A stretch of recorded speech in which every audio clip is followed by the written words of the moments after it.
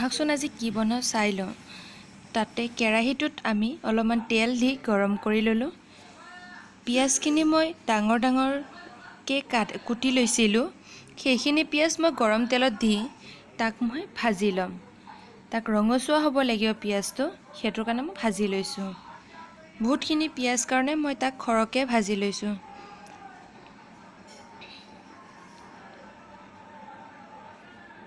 এয়া মই এনেকৈ ধৰণৰ ভাজি লৈছোঁ, যিহেতু তাৰ পিঁয়াজটো ৰঙচুৱা হোৱা নাই।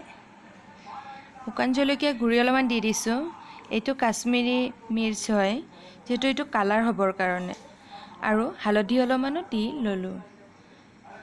কালাৰ চাগে অলপমান কমেই হ'ব, সেইকাৰণে মই আৰু অলপ শুকান জলকীয়া গুড়ি দি দিলোঁ। তাক মই ভালকৈ লৰাই দিলোঁ, যিহেতু হালধি আৰু শুকান জলকীয়া গুড়ি যাতে কালাৰটো আহি পৰে। ধুনীয়াকৈ লৰাই দিছোঁ, ধুনীয়া কালাৰ হৈছে। তাৰ ওপৰত মই আদা নেহেৰু কেঁচা জলকীয়াৰ পেষ্টটো মই দি দিলোঁ। আটাইখিনি দি মই ভালকৈ লৰাই দিম, যিহেতু মছলাৰ গোন্ধটো যাতে নোলায়, মছলাটো যাতে পকি যায়, ভালকৈ মই লৰাই দিছোঁ। মোৰ হৈ গৈছে লৰোৱা, তথাপিতো মই দুবাৰমান আৰু লৰাই দিওঁ।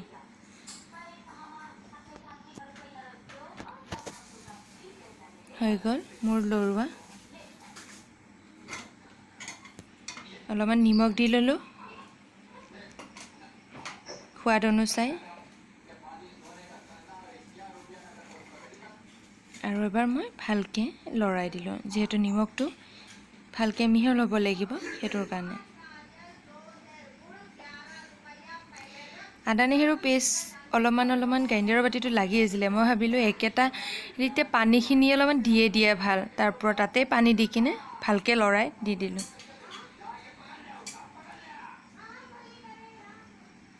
গ্ৰাইণ্ডাৰৰ বাতিৰ পৰা নেহেৰু আদাৰ পেষ্টটো উলিয়াবলৈ বহুত টান হয়, সেইটোৰ কাৰণে পানী দিলে অলপ সহজতে ওলাই পৰে।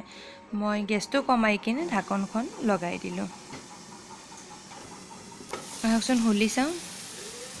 মোৰ ৰেডি হৈয়ে গৈছে চাগে মছলাখিনি। ভালকৈ লৰাই দিম। হৈ গৈছে মোৰ মছলা ৰেডি। তথাপিতো ইয়াতে বহুত কিছু দিবলৈ বাকী আছে এতিয়াও। বহুত কিছু মানে বেছি নহয়, অলপমান ভালকৈ লৰাই দিলোঁ।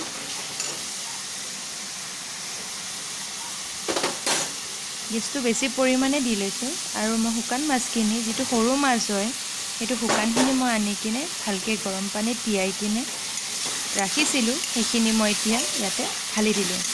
ঢালি দি মই ভালকৈ লৰাই দিছোঁ, যাতে মছলা আৰু পিঁয়াজটোৰ লগত যাতে সি খাপ খাই যায়। ভালকৈ লৰাইছোঁ। ইয়াক মই এতিয়া ঢাকনখন লগাই দিম, যিহেতু মাছখিনি মই ভাপত দিব লাগিব। মোৰ মাছখিনি ভাপত দিয়া হৈ গৈছে, গতিকে ইয়াক অলপমান লৰাই চাম।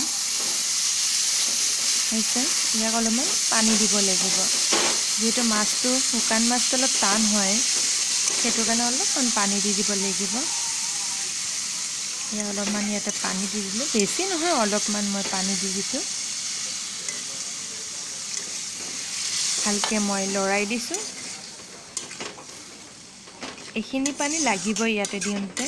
কোনোবাই পানী নিদিয়াকৈও বনাব পাৰে, কিন্তু মই পানী অলপমান দি কিনে মাছটো অলপ ঢিলা কৰি দিওঁ।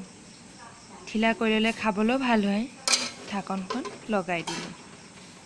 গেছটো অলপমান বঢ়াই দিলোঁ। ঢাকনখন খুলি চাওঁ।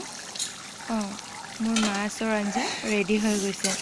তাক ভালকৈ লৰাই দিছোঁ। ইয়াক লৰাই দিছোঁ ভালকৈ।